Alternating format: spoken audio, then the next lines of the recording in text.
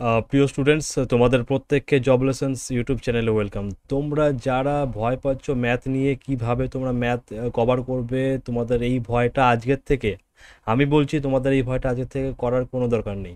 তোমরা শুধু কি করবে, প্রতিটা ক্লাস মনোযোগ সহকারে করো। আমি একদম বেসিক থেকে একদম অ্যাডভান্স পর্যন্ত তোমাদের যাবতীয় দায়িত্ব নিলাম। তো এই কারণে তোমরা প্রতিটা ক্লাস মনোযোগ সহকারে করো। তো এইটা হচ্ছে সেকেন্ড ক্লাস নাম্বার সিস্টেমের। তো আমরা নাম্বার সিস্টেম দিয়ে শুরু করেছি। প্রথম ক্লাসটা যদি তোমরা না দেখে থাকো তাহলে প্রথম ক্লাসটা কিন্তু অবশ্যই দেখো, কারণ এই প্রথম ক্লাসের সাথে কিন্তু এই সেকেন্ড ক্লাসটার লিঙ্ক রয়েছে। তো এই কারণে যদি প্রথম ক্লাসটা দেখে নাও তাহলে কি হবে, তোমাদের আজকের ক্লাসটা বুঝতে অনেকটা সুবিধা হবে। তো আমরা যেইভাবে নাম্বার সিস্টেম পড়েছি এতদিন, তার থেকে একটু আলাদাভাবে আমরা পড়বো। একটু গল্পের ছলে পড়বো, একটু মজার ছলে পড়বো, যাতে আমাদের জিনিসটা দীর্ঘদিন আমাদের মনের মধ্যে থাকে। কি করে পড়বো, কিভাবে পড়বো, সেটা কিন্তু আমরা এখনই বুঝতে পারবো। আহ, তো ধরো আমাদের পড়তে হবে কি, একটা যদি ধরি একটা পরিবার, একটা ফ্যামিলি, ফ্যামিলির মধ্যে সকলে একসাথে রয়েছে। ধরো এটা একটা বাড়ি, আমি যদি ধরি একটা বাড়ি, ধরো এটা একটা বাড়ি, কেমন? তো এই বাড়ির মধ্যে সকলে আহ, যত মেম্বার আছে সকলে একসাথে রয়েছে। সকলে একসাথে থাকার কারণে কি হয়, সহজে কেউ পরিবারটার মধ্যে কেউ আঘাত আনতে পারে না, পরিবারের মধ্যে সম্পর্ক নষ্ট করতে পারে না, ভাঙতে পারে না পরিবারটাকে। বা ধরো একটা যদি আমি ধরি একটা লাঠির বোঝা, যদি অনেকগুলো লাঠি একসাথে থাকে কি হবে, লাঠিগুলো বোঝাটাকে ভাঙা মুশকিল। কিন্তু যখনই একটা একটা করে লাঠি সরাতে থাকবো তখন কিন্তু সহজেই ভাঙতে পারবো। ঠিক সেইভাবে আমরা নাম্বার সিস্টেমটাকে পড়বো। ধরো নাম্বার সিস্টেম একটা বিরাট বড় পরিবার, সেই পরিবারটার মধ্যে সকল একত্রে রয়েছে, একটা কঠিন অবস্থায় রয়েছে, কেউ ভাঙতে পারছে না। এবার যখনই এরা আলাদা হওয়ার চিন্তা ভাবনা করবে তখনই কিন্তু এই নাম্বার সিস্টেম এত বিরাট বড় পরিবার কিভাবে ভাঙতে ভাঙতে কোথায় গিয়ে পৌঁছাবে, সেটা একটা গল্পের মাধ্যমে তোমরা জেনে নাও। আশা করবো তোমাদের প্রত্যেকটা জিনিস কিন্তু ভালো লাগবে। তো তোমরা দেখতে পাচ্ছ, যদি এই যে এক্স প্লাস আয়োটা ওয়াই, কেমন? এই যে আমরা যেটা দেখলাম একটা নাম্বার, এই নাম্বারটাকে আমরা কি বলি, নাম্বারটাকে আমরা বলি কমপ্লেক্স কমপ্লেক্স নাম্বার, কেমন? এটাকে আমরা বলি কি কমপ্লেক্স নাম্বার। তো এই কমপ্লেক্স নাম্বারটার বাংলা মানে কি, বাংলা মানে হচ্ছে জটিল জটিল সংখ্যা, কেমন? তো এই যে কমপ্লেক্স নাম্বার যেটা আমরা বলছিলাম, বাড়ির সকলে একত্র রয়েছে, বাড়ির একজন হেড থাকে, ঠিক এইখানেও কিন্তু কমপ্লেক্স নাম্বার। ধরো এই সংখ্যাটার বা এই যে নাম্বার যেটা আমরা লিখেছি নিচে, এর হচ্ছে ধরো গার্জিয়ান। তো এই যে এক্স প্লাস আয়োটা ওয়াই, এই ফরম্যাটটা যখন ছিল, এটা একটা ভালো মতো ফরম্যাটে ছিল। যখনই এরা দেখলো যে আমরা আলাদা আলাদা চারিত্রিক বৈশিষ্ট্য নিয়ে রয়েছি, এরা দুজনেই বললো কি আমরা আলাদা হব। তো কমপ্লেক্স নাম্বার চিন্তায় পড়ে গিয়ে দুজনকে আলাদা করলো। কিভাবে আলাদা করবে সেটা একটা চিন্তা ভাবনার মধ্যে ছিল। তো সহজ হলো কি, তাদের গঠনগত দিক থেকে দেখে তাদেরকে আলাদা সহজেই করে দিতে পারলো। তো এক্সকে বললো তুই চলে যা এইদিকে, আর এই যার সাথে আয়োটা রয়েছে তাকে বলে দিল তুই চলে যা এদিকে। তো এর নাম দিল কি, এর নাম দিল রিয়েল রিয়েল নাম্বার, যাকে আমরা বলি কি, যাকে আমরা বলি বাস্তব, যাকে আমরা বলি কি বাস্তব সংখ্যা। আরেকটা যেটা যার সাথে আয়োটা রয়েছে, এই আই চিহ্নটা দেখতে পাচ্ছ, এটা আয়োটা রয়েছে, তাকে তাকে বলছি কি, তাকে বলছি ইমাজিনারি ইমাজিনারি নাম্বার, কেমন? ইমাজিনারি নাম্বার, বা যাকে আমরা বাংলা যদি করি কাল্পনিক কাল্পনিক সংখ্যা। তাহলে একটা হলো বাস্তব সংখ্যা, একটা হচ্ছে কাল্পনিক সংখ্যা, অর্থাৎ যেই সংখ্যাগুলো রিয়েল নয় সেগুলোই কাল্পনিক হবে। তা আমাদের যে সিলেবাস, আমাদের যে পড়ার যে টার্গেট থাকবে সেটা হবে কি রিয়েল নাম্বার সিস্টেম, কেমন? তো রিয়েল নাম্বার সিস্টেম বোঝা গেল, একটা পরিবার প্রথমে তো ভেঙে দু টুকরো হয়ে গেল, একটা রিয়েল নাম্বার, একটা হয়ে গেল ইমাজিনারি নাম্বার। তো আমাদের এখানে কোনো রকম বুঝতে অসুবিধা নেই, আশা করি তোমাদের। এইবার দেখো, রিয়েল নাম্বার যখনই আলাদা হয়ে গেল, রিয়েল নাম্বার আর ইমাজিনারি নাম্বার বা বাস্তব সংখ্যা এবং কাল্পনিক সংখ্যা যেগুলো ছিল সেগুলো টোটালি আলাদা হয়ে গেল। এবার যখনই আলাদা হয়ে গেল তখনই বাস্তব রিয়েল নাম্বার যে ছিল সে সুখ খুশিতেই ছিল, মানে তার পরিবার বিরাট বড় পরিবার পেয়ে গেছে। পরিবারটা দেখবে কারা, দেখো পরিবারটা কারা রয়েছে দেখে নাও। তো এইটা একটা বিরাট বড় পরিবার। তো এরকম এগুলো হচ্ছে জাস্ট এক্সাম্পল, এই ধরনের যা আছে সব রিয়েল নাম্বারের মধ্যে পড়ে। তো রিয়েল নাম্বারের মধ্যে যখন পড়ে এরা খুব খুশিতেই ছিল যে আমরা আলাদা হয়ে গেছি, আমাদের একটা বিরাট বড় সংগঠন হয়েছে, বিরাট বড় একটা পরিবার হয়ে গেছে।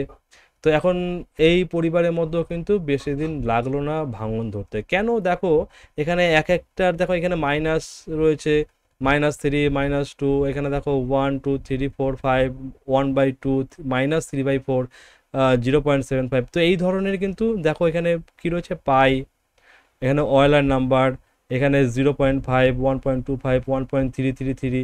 তো এই ধরনের যে নাম্বারগুলো দেখো, এখানেও কিন্তু গঠনগত দিক থেকে তোমরা যদি একটু মনোযোগ সহকারে দেখো, দেখবে এখানে কিন্তু একটা পার্থক্য রয়েই যাবে। দেখো এখানে তোমরা বুঝতে পারছো নেগেটিভ নাম্বার, পজিটিভ নাম্বার, এখানে দেখো পাই, ই, তারপরে ধরো এই যে মানে ওয়াইলার নাম্বার যেটা বলে, এগুলো কিন্তু রয়েছে। তো আমাদের এখানেও সেম ঘটনাই ঘটলো, যেটা আগে ঘটেছিল সেখানে এই ঘটনাই ঘটলো, বললো আমাদের মধ্যেও কিন্তু ডিভিশন করতে হবে, আমাদেরকে আলাদা করো। এইবার রিয়েল নাম্বার পড়ে গেল বিরাট ঝামেলায়, কি করে আলাদা করবে রিয়েল নাম্বার, ভাবলো, অনেক চিন্তাভাবনা করে একটা উপায় বার করলো। তাহলে আমরা দেখে নিলাম যে রিয়েল নাম্বার কোনগুলো হচ্ছে, এগুলো হচ্ছে তার উদাহরণ। আমরা যদি এক্সাম্পল দিই, এগুলো হচ্ছে তার এক্সাম্পল, কেমন, এক্সাম্পলস। তা রিয়েল নাম্বার আমরা বুঝে গেলাম। তো এইবার রিয়েল নাম্বার থেকে দেখো কি হলো, বললো যে আমি আলাদা করতে পারি, কিন্তু কিভাবে আলাদা করবে সেটা বললো যে ঠিক আছে আমি আলাদা করতে পারি। একটাকে বললো তুই তুই হয়ে যা রেশনাল নাম্বার, আর একটা হয়ে যা তুই ইরেশনাল নাম্বার, কেমন, আর একটা হয়ে যায় কি ইরেশনাল নাম্বার। যদি আমি বাংলায় বলি, বাংলাতে কি হবে, একটা হলো মূলদ,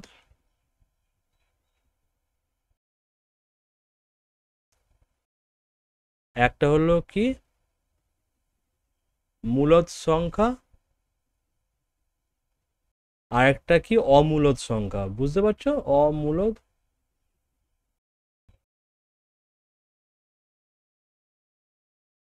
সংখ্যা। তো rational number, irrational number, real number থেকে কিন্তু দুটো কিন্তু ভাগ হয়ে গেল। এবার বুঝতে পারছো তো, মানে আমি বলেছিলাম না, একবার যদি কোনো জায়গায় ভাঙন শুরু হয়, সে নদীর পাড়, একবার যদি ভাঙা শুরু হয়েছে, ভাঙতে ভাঙতে কোথায় গিয়ে শেষ হবে তার কিন্তু কুল কিনারা থাকে না। ঠিক সেইভাবে নাম্বার সিস্টেমে দেখো ভাঙতে ভাঙতে কোথায় গিয়ে পৌঁছায়, এই জার্নিটা যেটা আমরা শুরু করেছি সেটা কোথায় গিয়ে ঠেকবে সেটা কিন্তু তোমরা এখনই দেখতে পারবে। তো তোমরা যারা রয়েছো ক্লাসটা দেখছো, অবশ্যই কিন্তু তোমাদের মাঝখানে বলে রাখে, তোমরা অবশ্যই কিন্তু ভিডিওটা লাইক করে দিও, শেয়ার করে দিও যত তোমাদের বন্ধু বান্ধব আছে। তো রেশনাল নাম্বার ইরেশনাল নাম্বার আমরা পেয়ে গেলাম। তো এইবার রেশনাল নাম্বার ইরেশনাল নাম্বার কি করে ভাগ করবে, এবার রেশনাল নাম্বারের মধ্যে কিছু গুণ সেট করে দিল। রিয়েল নাম্বার বললো ঠিক আছে, তোর মধ্যে যদি এই গুণ থাকে তাহলে তোর এই তুই তোর মধ্যে এই সব নাম্বারগুলো পাবি। আর অমূল্যদ সংখ্যাকে বললো তোর মধ্যে যদি এই সব গুণগুলো থাকে তাহলে তোর এগুলো হয়ে যাবে কি অমূল্যদ সংখ্যা। তো একে প্রথম যে গুণটা বললো, বললো অবশ্যই তোর যে নাম্বার থাকবে যাতে P/Q আকারে প্রকাশ করা যায়, প্রকাশ করা যায় বা লেখা যায়, যাই বলি না কেন, প্রথম গুণ থাকতে হবে এটা। 2 নম্বর গুণ বললো কি, পি এবং কিউ যে নাম্বারটা থাকবে দুটোই কি হবে, দুটোই হতে হবে পূর্ণ সংখ্যা, অবশ্যই পূর্ণ সংখ্যা হবে, কেমন। 3 নাম্বার যে গুণটা, 3 নাম্বার গুণ বললো কি, 3 নাম্বার গুণ অবশ্যই কিউ নট ইকুয়াল টু 0 হতে হবে। এই তিনটে যদি ক্রাইটেরিয়া ফুলফিল করে তাহলেই সেগুলো হবে কি, সেগুলো হবে রেশনাল নাম্বার। আর অমূলদ সংখ্যার গুণ এই রিয়েল নাম্বার কিভাবে ভাগ করে দিল, বললো তোর মধ্যে যদি এই গুণগুলো থাকে, P/Q আকারে, P/Q আকারে প্রকাশ করা যাবে না, কেমন, প্রকাশ করা যায় না বা লেখা যায় না আমরা বলতে পারি। 2 নম্বর, অবশ্যই পি এবং কিউ কি হবে, পি এবং কিউ অবশ্যই হতে হবে পূর্ণ সংখ্যা,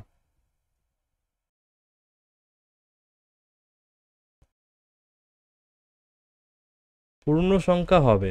আর 3 নাম্বার যেটা কিউ নট ইকাল টু 0। তাহলে মূল যেটা দেখলাম 2 এবং 3, 2 নাম্বার এবং 3 নাম্বার যে বৈশিষ্ট্য দুটোরই সেম রয়েছে, কিন্তু প্রথম যে গুণটা রয়েছে পি বাই কিউ আকারে প্রকাশ করা যায় মূলত সংখ্যার ক্ষেত্রে, কিন্তু অমূলত সংখ্যার ক্ষেত্রে প্রকাশ করা যায় না। তো এখান থেকে দেখো তোমরা সহজেই ভাগ করে নিতে পারবে।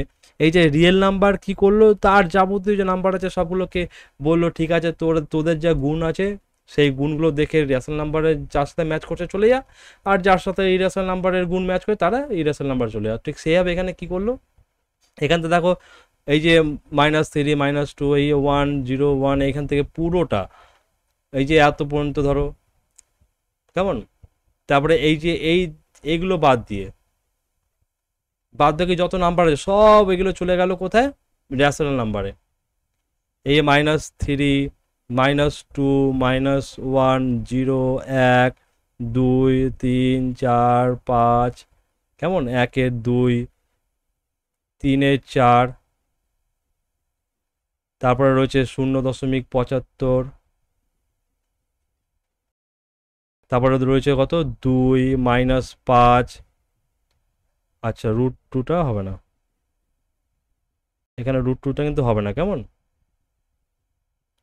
-5।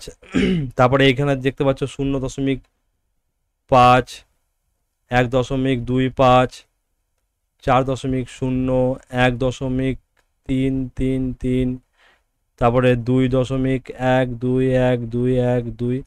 তো এইগুলো কিন্তু সব পড়ে যাচ্ছে কোথায়, রেশনাল নাম্বারের ক্ষেত্রে, বুঝতে পারছো। আর ইরেশনাল নাম্বারের ক্ষেত্রে কোনগুলো পড়ছে দেখো এখানে, ইরেশনাল নাম্বারের ক্ষেত্রে পড়ছে কোনগুলো, এই যে ধরো √2, ধরো পাই, √3, অয়লার নাম্বার, ধরো √7, কেমন, ধরো √7 2 প্লাস √3, বা ধরো 3 প্লাস √5। তো এই ধরনের যাবতীয় নাম্বার কোথায় পড়ে গেল, সব পড়ে গেল ইরেশনাল নাম্বার, বুঝতে পারলে। তাহলে এখান থেকে রিয়েল নাম্বার কি করলো, সহজেই কিন্তু তাদের ভাগ করে দিতে পারলো বা আলাদা করে দিল।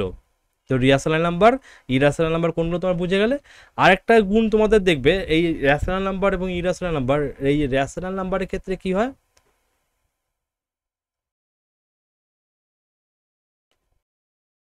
রেশনাল নাম্বারের ক্ষেত্রে কি হবে দেখো,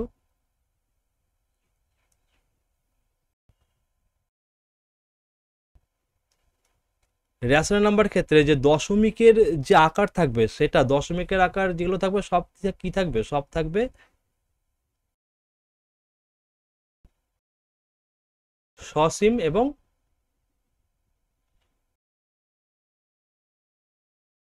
আবৃত্ত। সসীম এবং আবৃত্ত যাকে আমরা বলি, একটা হলো টার্মিনেটিং,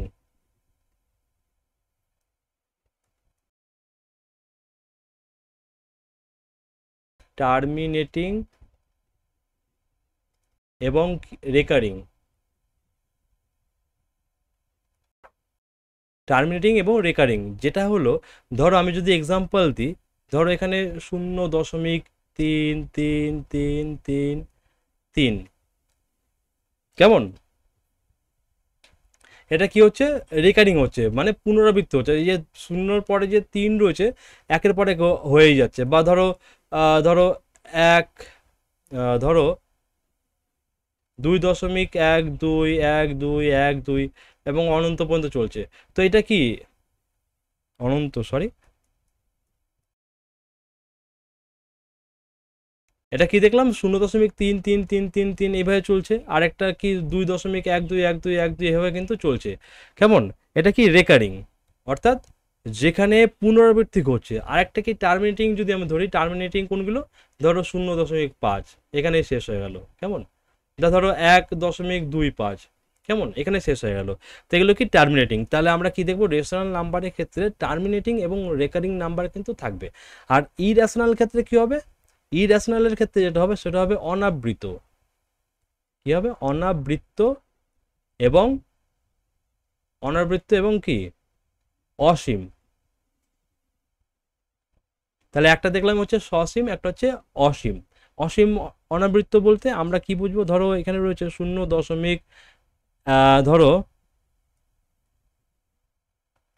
2 1 2 1 1 2 1 1 1 এরকমভাবে থাকবে, বা ধরো থাকতে পারে 5.1 3 1 3 3 1 3 3 3, এইভাবে চলতে থাকবে। কেমন? এটা কিন্তু টার্মিনেট হচ্ছে না, এটা কিন্তু কন্টিনিউ চলেই যাবে, এবং কী হবে, অসীম অনন্ত পর্যন্ত কিন্তু এইভাবে হতেই থাকবে। তো এগুলো বুঝতে পারলে ইরেশনাল নাম্বার, রেশনাল নাম্বারের ক্ষেত্রে যাবতীয় যা গুণ তোমরা বুঝে গেলে।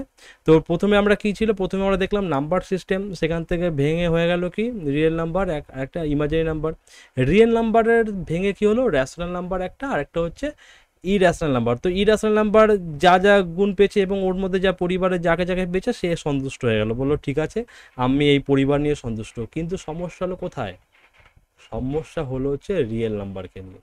কারণ রিয়েল নাম্বারের মধ্যে যেগুলো পড়ছে তারাও কিন্তু বেশি দিন কিন্তু ঠিক থাকলো না।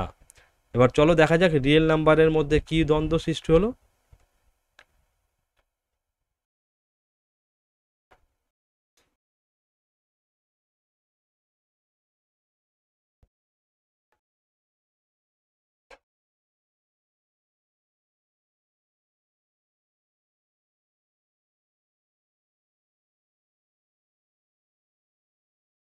তাহলে আমরা কি দেখলাম, রিয়েল নাম্বারের মধ্যে এবার আমরা জাজ করব। কেমন? ইরেশনাল নাম্বারের যাবতীয় যে আমরা কিন্তু বুঝে গেলাম যে ইরেশনাল নাম্বার পুরোপুরি তার সংখ্যা নিয়ে, তার যে পরিবার নিয়ে সন্তুষ্ট রয়েছে, সে আর বেশি কিছু মাথা ঘামাচ্ছে না। তো আমরা দেখবো কি এগুলো সব কি, এগুলো সব হচ্ছে রেশনাল নাম্বার। তো রেশনাল নাম্বারের মধ্যে সমস্যা তৈরি হলো, এবার এগুলোর মধ্যে বলছে আমরাও কিন্তু আলাদা হবো, একজন রয়েছে নেগেটিভ, একজন রয়েছে পজিটিভ, হ্যাঁ, একজন হচ্ছে 0.5 1 2 5, একজন হচ্ছে 1 2 1 2 -3 4। তো এই ধরনের যে ফর্ম্যাটগুলো রয়েছে, এদের মধ্যে কিন্তু বিবাদ বেশি দিন কিন্তু থেমে রইল না। তো এইবার রেশনাল নাম্বার থেকে যখন ডিভিশন হয়ে গেছে, রেশনাল নাম্বার বলছে ঠিক আছে আমি চেষ্টা করছি তোদের কী করে আলাদা করা যায়। তো এবার আলাদা করবে কি করে, অনেক চিন্তাভাবনা করে দেখলো যে একটা দেখো এইরকম ফর্ম্যাট আছে, এই 1 2 3 4 ধরো, বা 5 6। তো এই ধরনের যে ফর্ম্যাটগুলো রয়েছে, যেটা আমরা বলি কি ভগ্নাংশ আকার বা ফ্র্যাকশন। তো যেই সবগুলো ফ্র্যাকশন বা ভগ্নাংশ আকারে রয়েছে, তাকে বললো তুই এক কাজ কর, তোর যাবতীয় এরকম যত নাম্বার আছে সব ফ্র্যাকশনের মধ্যে চলে যায়। তাহলে রেশনাল নাম্বার কী করলো, দুটো ভাগে ভাগ করে দিল, একটা হচ্ছে ইন্টিজার আর একটা হচ্ছে ফ্র্যাকশন। ইন্টিজারকে আমরা বাংলায় কি বলবো, পূর্ণ সংখ্যা। কি বলবো, পূর্ণ সংখ্যা। আর ফ্র্যাকশনকে আমরা কি বলবো, ভগ্নাংশ আকারে যেগুলো থাকবে। তো এইবার এবার তোমরা বুঝে গেলে যে ফ্র্যাকশনের মধ্যে কোনগুলো পড়ে যাচ্ছে। এইবার বাদ বাকি যেগুলো রইলো, মানে রেশনাল নাম্বারের মধ্যে এই ভগ্নাংশ বাদ দিয়ে যাবতীয় যা রইলো সব চলে আসলো কোথায়, ইন্টিজারের মধ্যে। ধরো এখানে আমি অনন্ত অসীম থেকে মাইনাস, ধরো 3 -2 -1 এরকম 0 1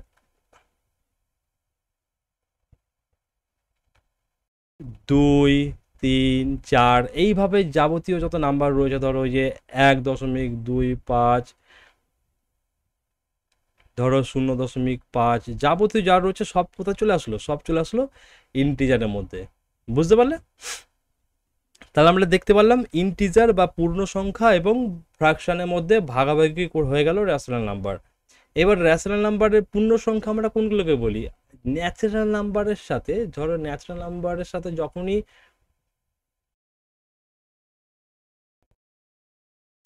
আগে আমরা দেখিনি ন্যাচারাল নাম্বার কোনগুলোকে বলি। ন্যাচারাল নাম্বার হচ্ছে এই 1 2 3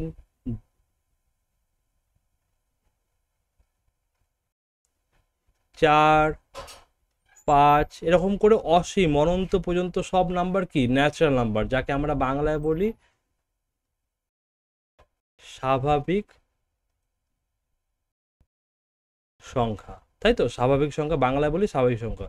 এই যখনই ন্যাচারাল নাম্বারের সঙ্গে এই ধরো -3 -2 -1, এই -1 0 এইগুলো যখন যোগ হচ্ছে, তখনই সেটা কি হয়ে যাচ্ছে, তখনই কিন্তু পূর্ণ সংখ্যা ফর্ম করছে, বা আমরা বলি কি ইন্টিজার, ইন্টিজার ফর্ম করছে। কেমন? +-3 +-2 টু প্লাস মাইনাস ওয়ান। তো এগুলোকে আমরা কি বলছি? ইন্টিজার। বুঝতে পারছো? তাহলে আমরা দেখলাম কি ন্যাচারাল নাম্বার 1 2 3 4 5 করে যে অনন্ত অসীম পর্যন্ত যা নাম্বার সবগুলো হচ্ছে কি ন্যাচারাল নাম্বার। তো ন্যাচারাল নাম্বার সাথে যখনই এই যে -3 -2 -1 শূন্য এগুলো যোগ হচ্ছে, তখনই কি করছে? ইন্টিজার ফর্ম করছে বা ইন্টিজার গঠন করছে বা পূর্ণ সংখ্যা আমরা তাদেরকে বলি। তাহলে পূর্ণ সংখ্যা এবং ফ্র্যাকশনের মধ্যে বুঝে গেলে। তো এইবার ফ্র্যাকশন বললো ঠিক আছে, আমি আমার পরিবার নিয়ে সন্তুষ্ট, আমি আর এটাকে ভাগাভাগি করতে দেব না, আমি এটাকে নিয়ে সন্তুষ্ট থাকবো। তো ফ্র্যাকশনের কথা মতো সে সন্তুষ্ট হয়ে গেল। কথা রইলো ইন্টিজারের মধ্যে পূর্ণ সংখ্যা। কারণ পূর্ণ সংখ্যার মধ্যে একটা দ্বন্দ্ব সৃষ্টি হবে, কারণ তোমরা দেখতে পাচ্ছ এখানে এই যে -3 -2 -1 0, এই যে মাইনাস অর্থাৎ নেগেটিভ রয়েছে, একটা শূন্য রয়েছে, 1 2 3 4 রয়েছে। কিভাবে ইন্টিজার তার যে পরিবার বা ইন্টিজারের যে সন্তানাদি যারা রয়েছে তাদেরকে কিভাবে আলাদা করবে সেটা একবার দেখে নেওয়া যাক। চলো দেখি। তো এইবার ইন্টিজার করলো কি, তার যত নাম্বার আছে, আচ্ছা এটাকে আমি একবার কপি করে নিই।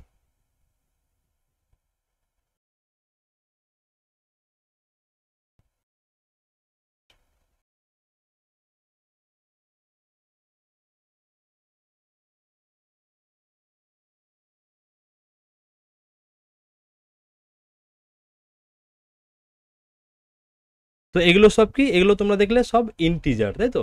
এই ইন্টিজারের মধ্যে এবার বললো ঠিক আছে, আমি একটা কাজ করতে পারি, তো ওদের যাদের মধ্যে ইয়ে মাইনাস বা নেগেটিভ চিহ্ন রয়েছে সবগুলো চলে যায় নেগেটিভ ইন্টিজারের মধ্যে। হ্যাঁ, আরেকটা দেখো 1 2 3 4 5 যেগুলো রয়েছে সব চলে যায়, সব কোথায়? সমস্যা হয়ে গেল। তো প্রথমে কি করলো, প্রথমে যে মাইনাস যেগুলো রয়েছে, ধরো -3 এরকম অসম আরও আগে রয়েছে, -2 ধরো -1, এই নেগেটিভ যেগুলো রয়েছে, যেগুলোকে আমরা বলি কি নেগেটিভ ইন্টিজার বা বাংলায় যদি বলি ঋণাত্মক পূর্ণ সংখ্যা। কেমন? যেটা বাংলা করলে কি দ্বারা? ঋণাত্মক পূর্ণ সংখ্যা বা নেগেটিভ ইন্টিজার। তো নেগেটিভগুলো তো চলে গেল এদিকে। এখন ব্যাপার রয়ে গেল যে 1 2 3 4 এই যে সংখ্যাগুলো যে রয়েছে পজিটিভ যে নাম্বারগুলো, সেগুলো কোথায় যাবে? তো কি করেছে ইন্টিজারের মধ্যে,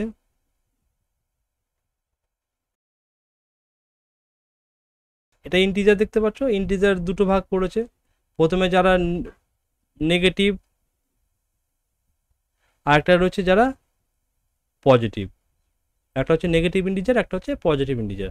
তো নেগেটিভের মধ্যে তো যেগুলো নেগেটিভ রয়েছে সেগুলো চলে গেল, -3 -2 -1 এগুলো তো চলে গেল। আর পজিটিভের মধ্যে ধরো 1 2 3 4 অনন্ত অসীম পর্যন্ত থাকবে। তো এগুলো সব চলে গেল পজিটিভের মধ্যে।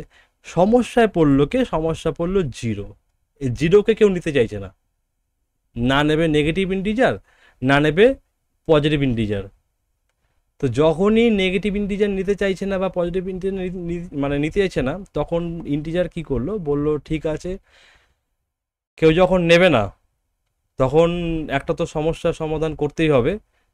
নেগেটিভকে কি করলো, নেগেটিভকে বললো ঠিক আছে, তোর যা নেগেটিভ আছে তুই নেগেটিভগুলোকে নিয়ে রাখ, কিন্তু আমি এখানে ডিভিশন করব এই হোল নাম্বার। আমি নেগেটিভ এবং হোল নাম্বারের মধ্যে ডিভিশন করে দিল, বললো ঠিক আছে শূন্যকে সাথে রাখ। যখনই শূন্য একসাথে চলে আসলো, 1 2 3 4 এরকম অনন্ত অসীম পর্যন্ত নাম্বার যা আছে, যখনই শূন্য যোগ হয়ে যাবে, শূন্য সাথে থাকবে, তখনই এগুলোকে কি বলবে? Whole number. অর্থাৎ নেগেটিভ ইন্টিজার একটা, একটা হচ্ছে হোল নাম্বার। কেমন? এখানে একটা আপাতত সমস্যা সমাধান করে ফেললো ইন্টিজার, কিন্তু কতদিন টিকবে তার ব্যাপার নেই, কারণ এখানে এখানে নেগেটিভ ইন্টিজার বললো ঠিক আছে, আমার সমস্যার সমাধান, আমি এখন আমার পরিবার সম্পূর্ণভাবে আলাদা হয়ে গেছে। দেখো এখানে কিন্তু আলাদা কোনো কিছু নেই, একদম সব নেগেটিভ নেগেটিভ, কারণ এখানে আর কোনো ঝামেলা হওয়ার কথা নয়। নেগেটিভটা নেগেটিভ নিয়ে চলে গেল। এবার হোল নাম্বারের মধ্যে রয়ে গেছে ধরো 1 2 3 4 এরকম পজিটিভ যত নাম্বারে সব রয়েছে, মাঝখানে শূন্য ঢুকে সমস্যায় পড়ে গেছে, কারণ শূন্যকে কেউ রাখতে চায় না। চলো দেখা যাক শূন্যকে কি করা যায়। তো হোল নাম্বারের ক্ষেত্রে কি হলো, যত নাম্বার আছে হোল নাম্বার আমরা কি দেখলাম, হোল নাম্বারে আমরা কি দেখলাম? 0 1 2 3 4 এরকম অনন্ত অসীম পর্যন্ত যত নাম্বার আছে সব হোল নাম্বার। তো এবার হোল নাম্বার থেকে বলছে আমি কিন্তু আলাদা হয়ে যাব, এগুলো সব একসাথে থাকবে না। তো ঠিক আছে, হোল নাম্বার কাজটা কিন্তু খুব সহজ হলো। কেন হলো? কারণ দেখো এগুলোর যত গুণ আছে, এই যে 1 2 3 4 5 6 অনন্ত অসীম পর্যন্ত যত নাম্বার,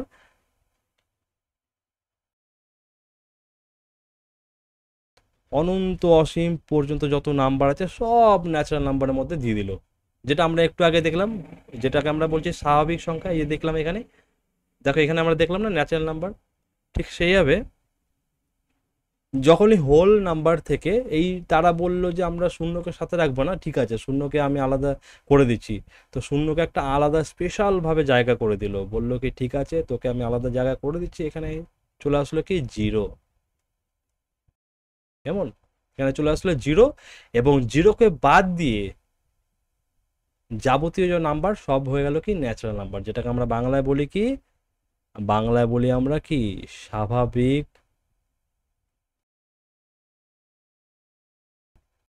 সংখ্যা, তাই তো? যেটাকে আমরা বলি বাংলায় স্বাভাবিক সংখ্যা। তাই এখানে হোল নাম্বার থেকে দেখলাম সহজেই যে কিভাবে আলাদা হয়ে গেল।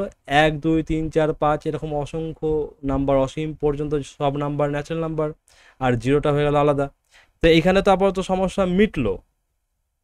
আমরা দেখে নিলাম হোল নাম্বার এখানে চলে আসবে কি এখানে জিরো, তাই তো?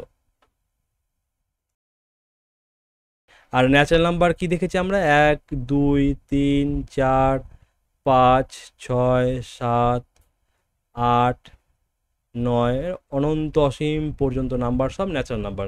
তো ন্যাচারাল নাম্বারের মধ্যেও কিন্তু বেশি দিন টিকলো না। দেখো একটা পরিবার কিভাবে ভাঙছে, তোমরা জাস্ট ফলো করো, একদম গল্পের আকারে তোমরা পড়ছো। আশা করি তোমাদের ভিডিওটা ভালো লাগছে। ভালো লাগলে কিন্তু অবশ্যই লাইক করো, কমেন্ট করো, আর তোমাদের বন্ধুদের সাথে শেয়ার করে দিও। তো ন্যাচারাল নাম্বার মধ্যে 1 2 3 4 5 অনন্ত অসীম পর্যন্ত যত নাম্বার আছে আমরা সব কি দেখছি, সব সব হয়ে যাচ্ছে ন্যাচারাল নাম্বার। এবার ন্যাচারাল নাম্বারের মধ্যে দ্বন্দ্ব সৃষ্টি হলো। একজন বলল আমরা জোড়া জোড়া থাকি, আমাদেরকে জোড়া জোড়া থাকতে হবে। আরেকজন বললো ঠিক আছে, আরেক জোড়া জোড়া তো আলাদা হয়ে গেল। বাদ বাকি রয়েছে বেজোড় সংখ্যা, বেজোড়ভাবে থাকে যারা, কখনোই জোড়ভাবে থাকতে পারে না, একত্র থাকতে পারে না, তাদেরকে বললো তোরা সবসময় ঝামেলা করিস, তোরা আলাদা থাক, কারণ তোরা হচ্ছে সবসময় আলাদা থাকতে পছন্দ করিস। তো ঠিক আছে, ন্যাচারাল নাম্বার কি করলো, একটাকে বললো ঠিক আছে তোরা তাহলে জোড়া জোড়া রয়েছিস যখন বলছিস, তোরা হয়ে যা ইভেন অর্থাৎ জোড় নাম্বার। আরেকটা যারা বিজোড় সংখ্যা থাকতে ভালোবাসে তাদেরকে বললো ঠিক আছে তোরা হয়ে যা অড নাম্বার বা বিজোড় সংখ্যা। তাহলে আমরা কি দেখলাম, ন্যাচারাল নাম্বার থেকে ভাগ হয়ে গেল, একটা হচ্ছে ইভেন নাম্বার যাকে আমরা বলি জোড় সংখ্যা, আর একটা অড নাম্বার যাকে আমরা বলি বাংলায় বিজোড় সংখ্যা। তো এই ইভেন নাম্বার আর অড নাম্বারের মধ্যে বৈশিষ্ট্য কি হবে? সোজা একটা ইজি মেথড, যেটা তোমরা প্রত্যেকেই জানো। ইভেন নাম্বার বা জোড় সংখ্যা আমরা সেগুলোকেই বলবো যেই সংখ্যাগুলো কি 2 দিয়ে ভাগ যায়, 2 দিয়ে যে সংখ্যাগুলো ভাগ যায়। আর অড নাম্বার কোনগুলো হবে? যেগুলো 2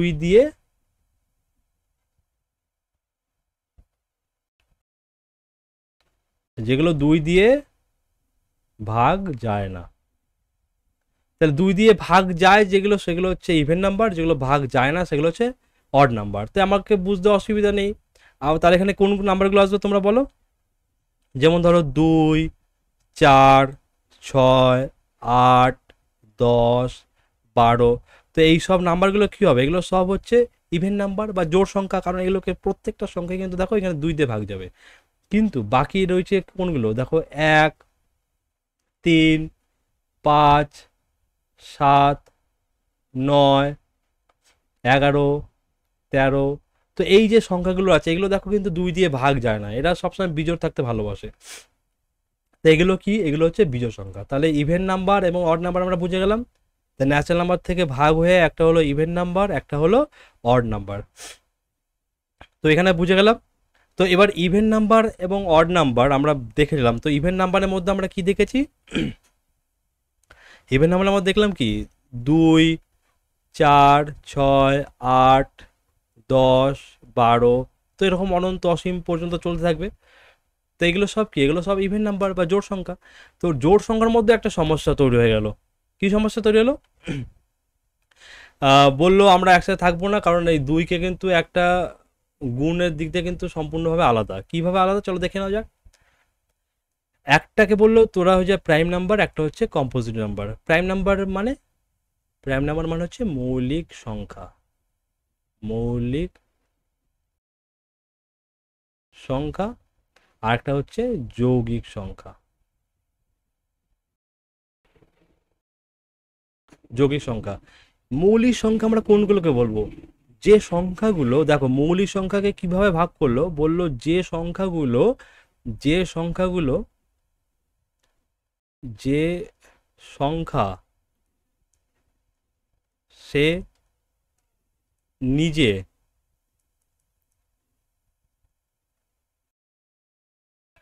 এবং এক দ্বারা বিভাজ্য, সে নিচে এবং এক দ্বারা বিভাজ্য। অর্থাৎ আমরা কি বলবো? অর্থাৎ আমরা বলতে পারি কেবলমাত্র দুটি উৎপাদক, অর্থাৎ কেবলমাত্র দুটি উৎপাদক থাকবে, তাকে বলবো মৌলিক,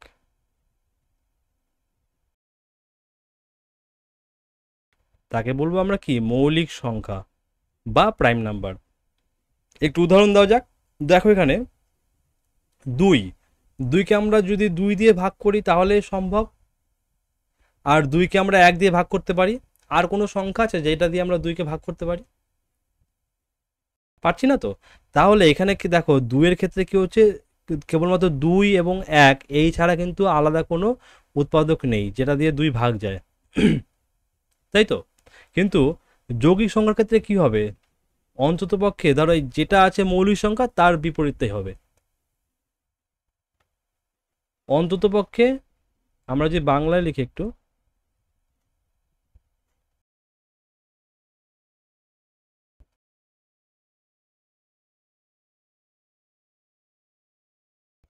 তিন বা তার বেশি উৎপাদক,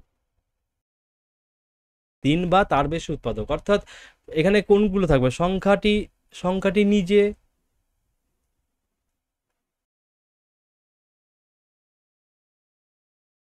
সংখ্যাটি নিজে এক দ্বারা অথবা অন্য সংখ্যা দ্বারা কি বিভাজ্য বা ভাগ যায়। যেমন আমরা যদি এখানে চার ধরি, ধরো চার ছয়, আমি ধরো চার নিলাম, চারকে আমরা দুই দিয়ে ভাগ করতে পারি, দুই দুগুণী চার। চার নিজেও নিজের খিদে যাবে, চার একে চার, আবার এক দিয়েও কিন্তু যাবে। তাহলে দেখো এখানে একটা দুটো তিনটে, তিনটে কিন্তু আমরা এখানে কি পেলাম? উৎপাদক পেলাম। তিনটে সংখ্যা দ্বারা কিন্তু ভাগ যায়। তাহলে আমরা কি দেখলাম? এইখানে তিন বা তার বেশি যখনই উৎপাদক থাকবে সেগুলো কি হয়ে যাবে? সেগুলো হচ্ছে কম্পোজিট নাম্বার, কম্পোজিট বা যৌগিক সংখ্যা। তাহলে মৌলিক সংখ্যা একটা হচ্ছে যৌগিক সংখ্যা। তো এখানে ধরো আমি যদি এখানে উদাহরণ যদি হিসাবে নিই ছয়, ধরো আমি ছয় নিলাম, আমি যদি এখানে ছয় ধরি, ছয় কি কি দিয়ে যায়? ছয় নিজে ছয় দিয়ে ভাগ যাবে, দুই দিয়ে যাবে, তিন দিয়ে যাবে, এক দিয়ে ভাগ যাবে।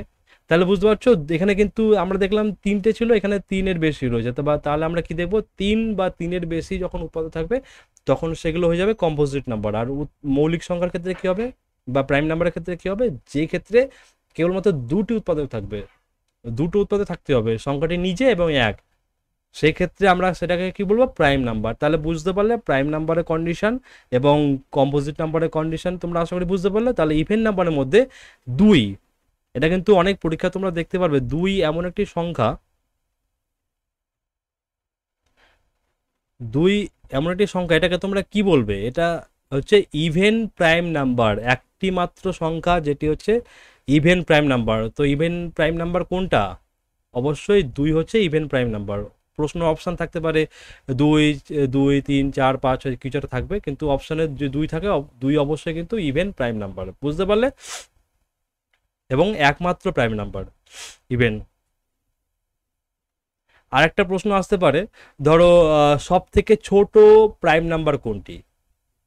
অপশানে 1 থাকতে পারে, 2, 3, 5 থাকতে পারে, তোমরা কোনটা অপশান করবে? অবশ্যই কিন্তু 2 করবে। কেন 1 হবে না, সেই প্রশ্নের উত্তর আমরা এখনই দেখব। তাহলে বুঝতে পারলে ইভেন নাম্বার থেকে কি হলো, প্রাইম নাম্বার একটা কম্পোজিট নাম্বার। তো এইখানে ইভেন নাম্বারটা বুঝতে পারলে, এইবার আমাদের বাকি রইলো কি, অড নাম্বার। কারণ আমরা দেখেছিলাম কি, আমরা দেখেছিলাম যে ন্যাচারাল নাম্বার এই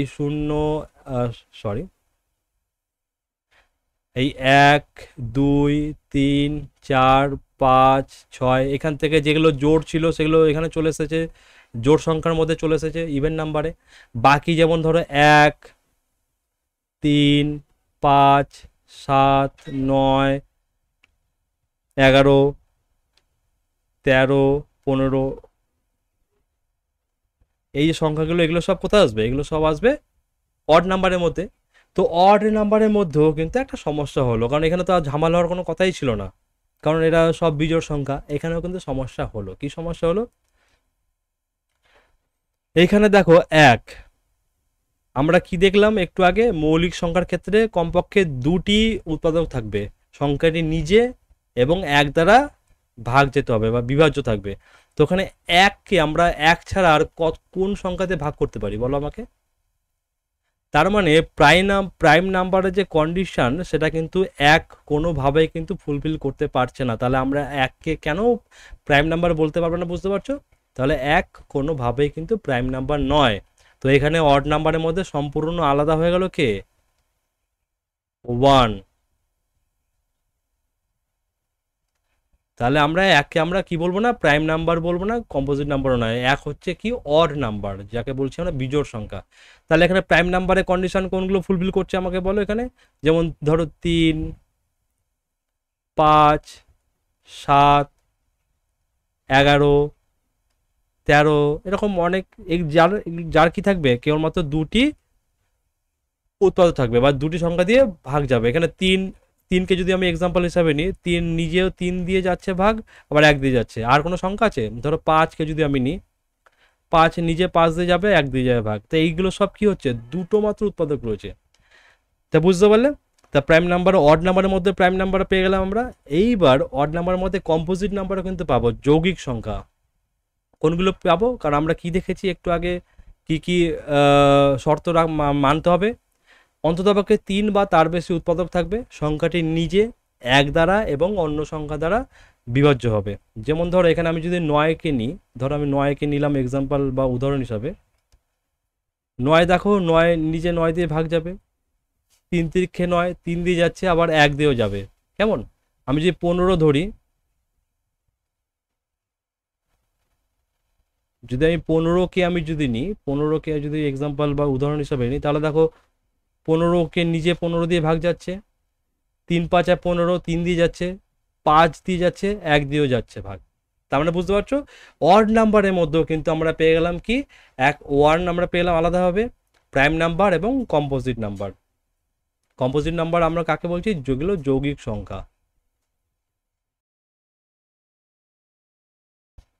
তোমাদের প্রশ্ন আসতে পারে, 1 কি সংখ্যা? তোমাদের হয়তো বলে দিল 1 কি সংখ্যা, অপশানে থাকলো হয়তো প্রাইম নাম্বার, অপশানে থাকলো